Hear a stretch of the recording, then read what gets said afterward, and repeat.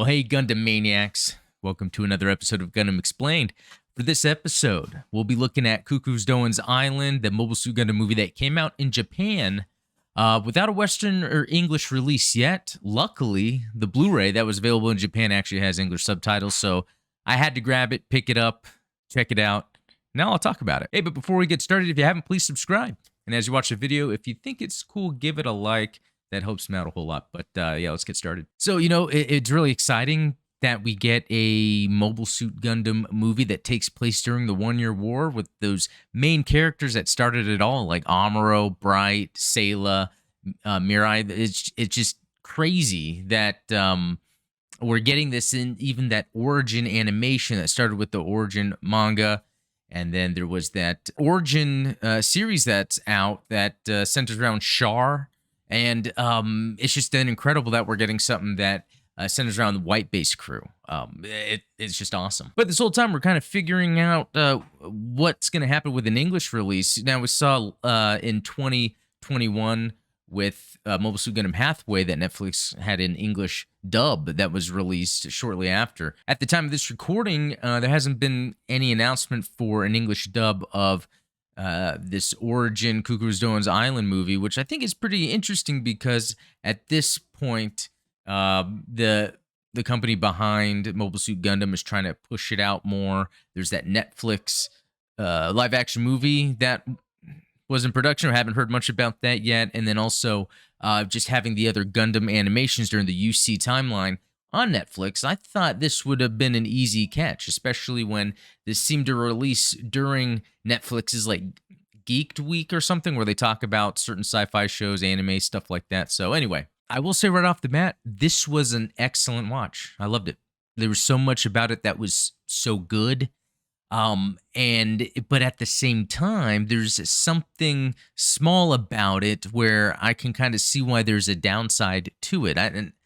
Hopefully that will make sense as I talk about the movie. But one thing I'll say for sure is the soundtrack was killer. Every track was great. They even used the original themes at certain points throughout the movie that really just solidified that feeling.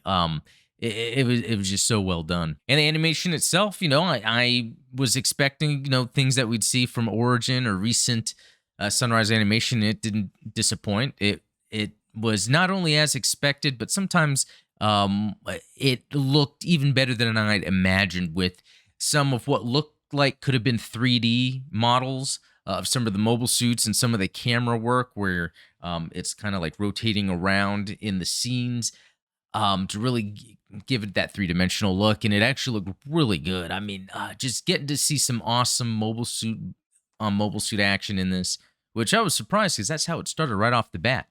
And throughout the animation, there's certain periods of time where it's more character development and story, but it has many fight scenes between the mobile suits, and they are awesome.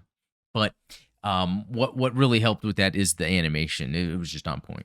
And to speak about why I think that it has that downside to it, you almost heard about this when they first announced this. A lot of people were like, well, this is just based off of an episode that was pulled during the original run of Mobile Suit Gundam because of its poor quality.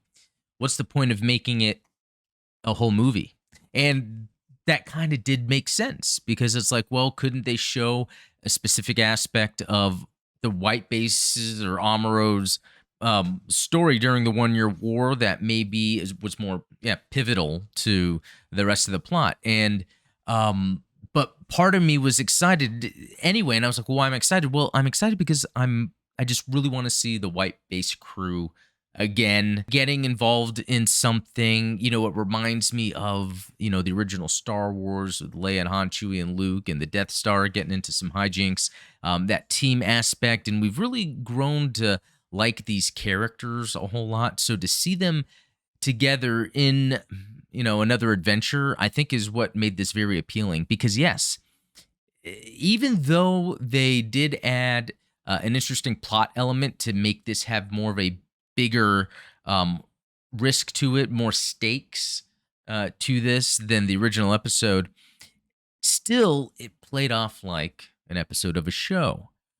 Even I watched this with my wife, who is not a Gundam fan, but when we got to the end, she was like, "Oh, is that it?" Because it really did feel like that. It really did feel like it was just a part of something. Like there should have been more to it.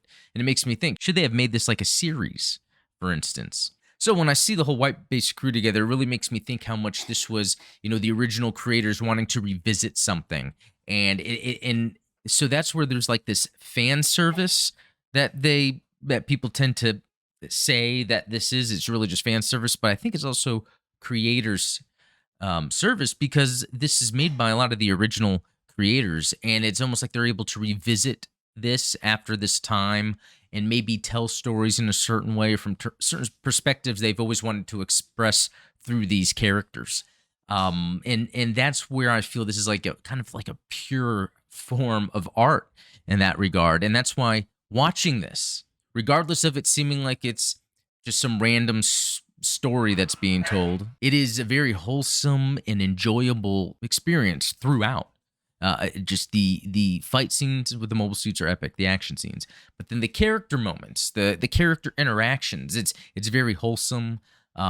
It's just, it makes you engaged to watch, especially how even in the short amount of time, a lot of these newer characters we meet sort of have these arcs, even if they're just simple things, but there's a lot of callbacks or things that are set up at the beginning that then are kind of called back at the end within the plot, and it really makes it feel like a good payoff.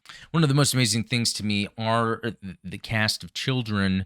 That so many characters to be drawn to give some character to them, and while not each one is individually dived into throughout the show, they all each got enough character time to make you care about them and the situation they're in. Is very well done. One thing I really like that they introduced here is the Southern Cross. It's like a group of Zeons, just some badass Zeon pilots that are sent on a mission in this, and they're just a really cool addition to the UC timeline.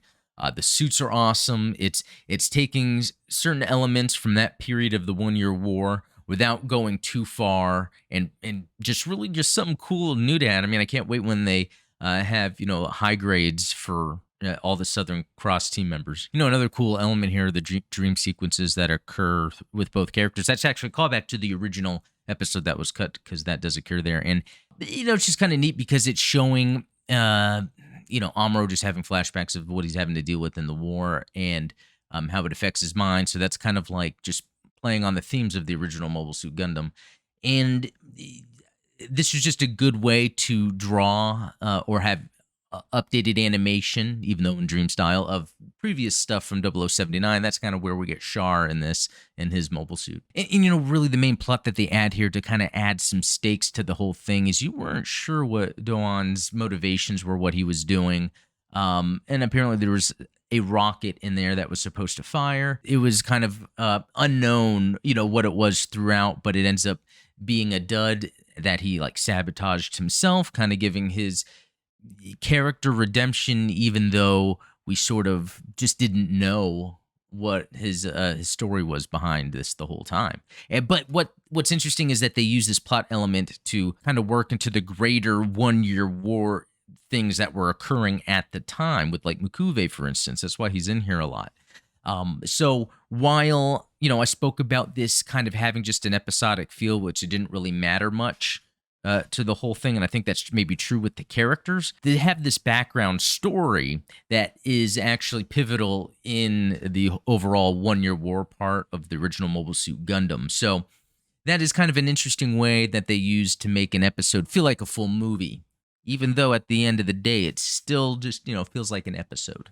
And really, this thing was worth it. Like, watching it, I'm glad they made it, because like I said before, it seemed very fan servicey, and in a good way. We're getting a lot of good shots that just sort of linger in certain scenes, where we're just seeing some beautiful paintings. We're seeing some awesome artwork of mobile suits or characters.